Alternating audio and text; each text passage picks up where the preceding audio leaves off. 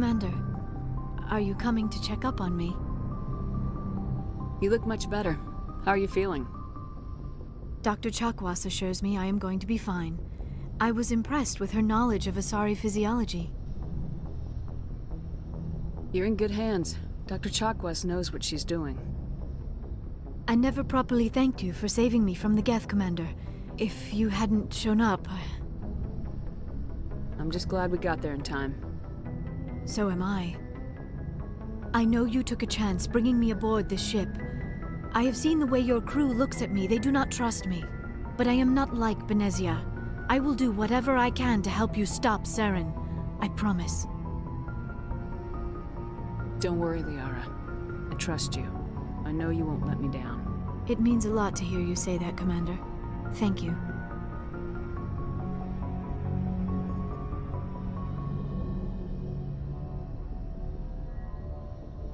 Do you know why Benezia joined up with Saren? I don't understand it. She was always outspoken about the need for the Asari to become more involved in shaping galactic events. Maybe she thought allying herself with Saren would somehow be for the greater good in the long run. At least I hope so. This hurts you, doesn't it? None of this makes any sense to me. I have not spoken to Benezia in many years, but I know her, and this was not like her. Something changed. I'd like to know more about the Asari. We were the first species to discover the Citadel. We were instrumental in forming the Council, and we always strive to be the voice of peaceful cooperation in galactic disputes. My people believe we are all part of a single galactic community. Each species contributes something to the greater whole. Although we seek to understand other species, it seems few of them seek to understand us. The galaxy is filled with rumors and misinformation about my people. Like what? Most of the inaccuracies are centered around our mating rituals. My species is monogendered. Male and female have no real meaning for us. We still require a partner to reproduce. This second parent, however, may be of any species and any gender. I don't understand. Your species can mate with anyone? Mating is not quite the proper term, not as you understand it. Physical contact may or may not be involved, but it is not an essential element of the union. The true connection is mental. Our physiology allows us to meld with other beings.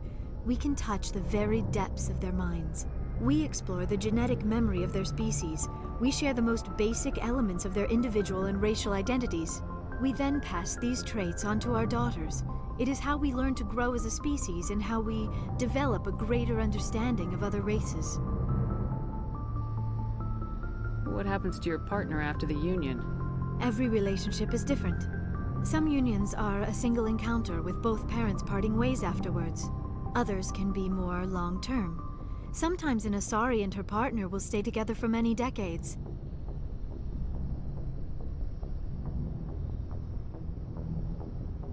You Asari live for 1,000 years. What happens when your partner dies? Few sapient species live as long as my kind. We have learned to take a philosophical approach to our unions. We do not focus on the inevitable loss of our partners. Instead, we enjoy the time we spend with them. And even after they're gone, a part of them lives on in us. The union is a connection that transcends both time and space. Do you know who Matriarch Benezia chose as her partner? She rarely spoke of her partner. Though I know my father, if you want to use that term, was another Asari. I thought you always needed another species to serve as one of the parents. Think about it, Shepard. If we were not able to mate with our own species, we would have died out long before we ever mastered spaceflight and left our homeworld. Union with our own kind is no longer common, not for the purposes of reproduction. Most Asari believe it weakens our species. Asari daughters inherit racial traits from the father species. If both parents are Asari, then nothing has been gained, or so conventional wisdom would hold. I am what is sometimes called a pureblood. Though no Asari would ever be cruel enough to say the word to my face, it is a great insult among my people. It is possible Benezia's partner was embarrassed by their union. She may have been too ashamed to publicly acknowledge me as her offspring. Maybe she wanted to meet you but couldn't. Something could have happened to her. Maybe she passed away. You might be right. I hope you are. But I have no way to know for sure. Benezia never spoke of her partner. Whatever happened, it caused her too much pain to dwell on it. She raised me by herself, though that is not uncommon. Many Asari raise their children alone, particularly if the father species is short-lived. Often the partner will pass on long before the child reaches maturity.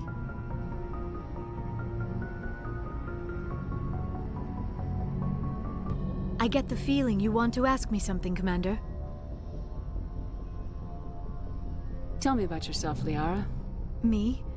I am afraid I am not very interesting, Commander.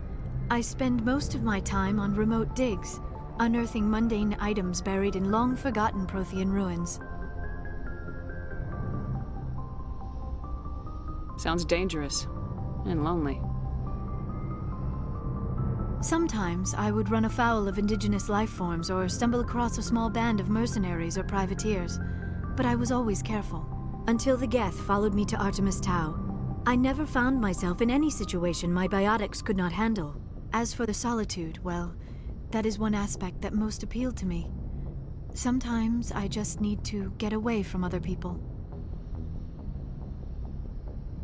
You don't like other people? I suppose it comes from being a matriarch's daughter.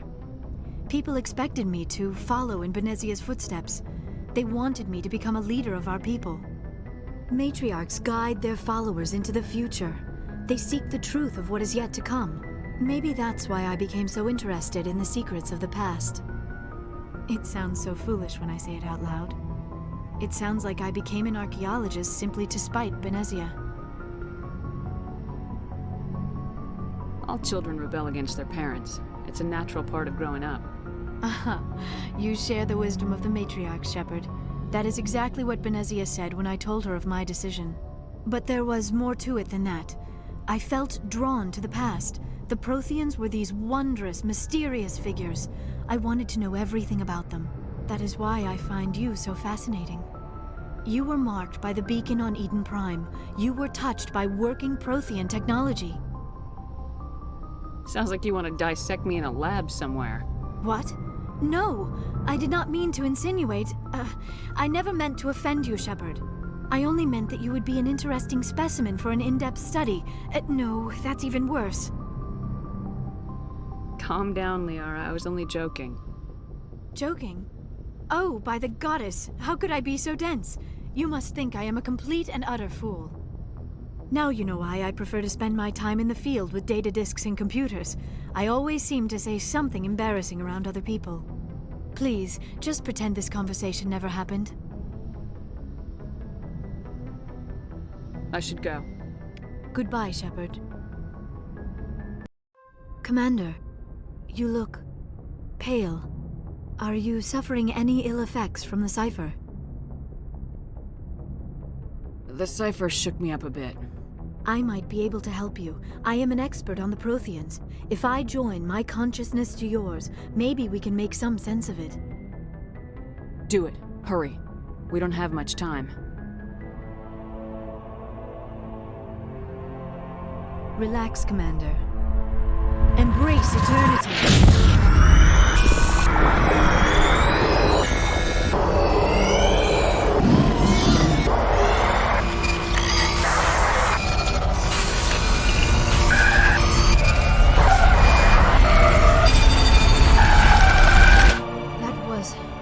Incredible. All this time, all my research, yet I never dreamed. I am sorry. The images were so vivid. I never imagined the experience would be so intense. You are remarkably strong-willed, Commander. What you have been through, what you have seen, would have destroyed a lesser mind. Did you see anything? The beacon on Eden Prime must have been badly damaged. Large parts of the vision are missing. The data transferred into the commander's mind is incomplete. You sure you didn't come across any kind of clue or hint? Something we might have missed? Everything I saw you already know. You were right about the Reapers. The Protheans were destroyed by a race of sentient machines. I think it is obvious there is a connection between the Reapers, the Prothean extinction, and the Conduit, but I did not see anything that would help us find it. What's our next move? I was able to interpret the data relayed through your vision, what was there at least, but something was missing. Saren must have the missing information. Maybe he found another beacon. If we can find the missing data from your vision, I can... Oh. I am sorry. The joining is exhausting. I should go to the medical bay and lie down for a moment. Dr. Chakwas should take a look at you. That will not be necessary. I just need some rest. Somewhere quiet. You sure it was the joining? I feel fine. Your role in our communion is passive. I am the one who must submerge myself in your mind, drown myself in your thoughts. It is more difficult than it looks. The human subconscious instinctively resists the joining, Commander. A strong personality like yours makes it even harder. We're done here. Dismissed. I've sent off the Feros report, Commander. You want me to patch you through to the Council? Patch him through, Joker. Setting up the link now, Commander.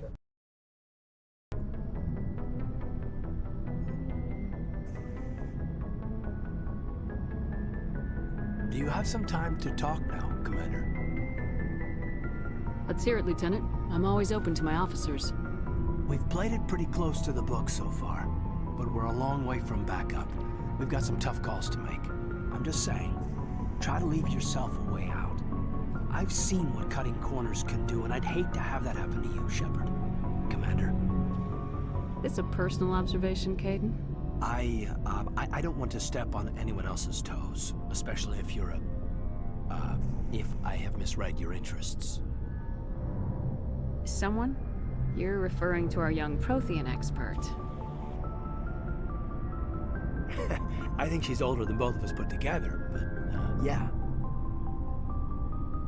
There's a lower deck rumor that she's, interested in you as more than a source of Prothean data. She's a very interesting lady, to my, tastes, but, I never claimed to be big on alien culture. You seem awfully worried about my personal affairs. It's just that we don't have much downtime these days. I like being around you, but I don't want to take up your personal time. Look, you didn't want to talk about Liara, did you? What's your real issue? You're right. Sorry. It wasn't, Liara's not my main concern.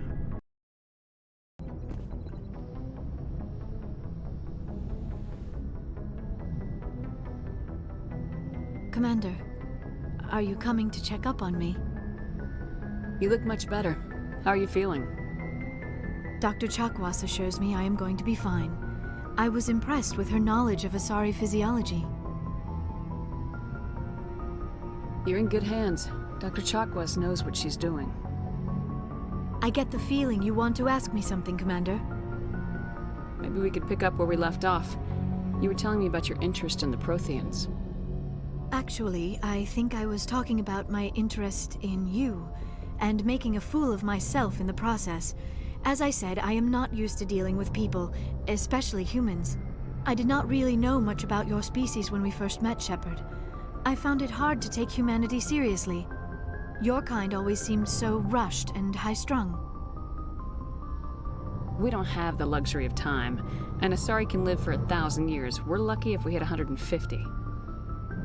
That is true. At first I thought that was a weakness of your species. After spending time with you and your crew, however, I think it may actually be an advantage.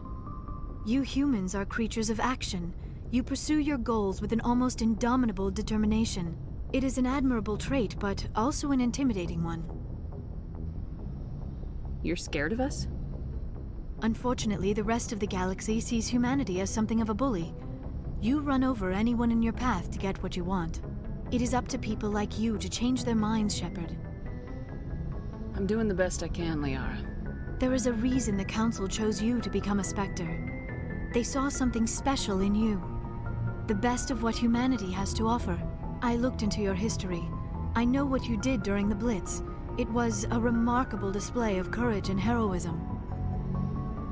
You didn't need to go behind my back. I would have told you whatever you wanted to know. I apologize, Commander. After our last conversation, I was afraid I would say something stupid again. I wanted to know more about you, to understand what made you into the woman you are. There is something compelling about you, Shepard. Are you sure you're interested in me? Or is it my visions of the Protheans? I admit, your connection to the Protheans had something to do with my initial interest, but it has grown beyond that. You intrigue me, Shepard, but I was not sure if it was appropriate to act on my feelings. I thought there might already be a relationship between you and Lieutenant Alenko.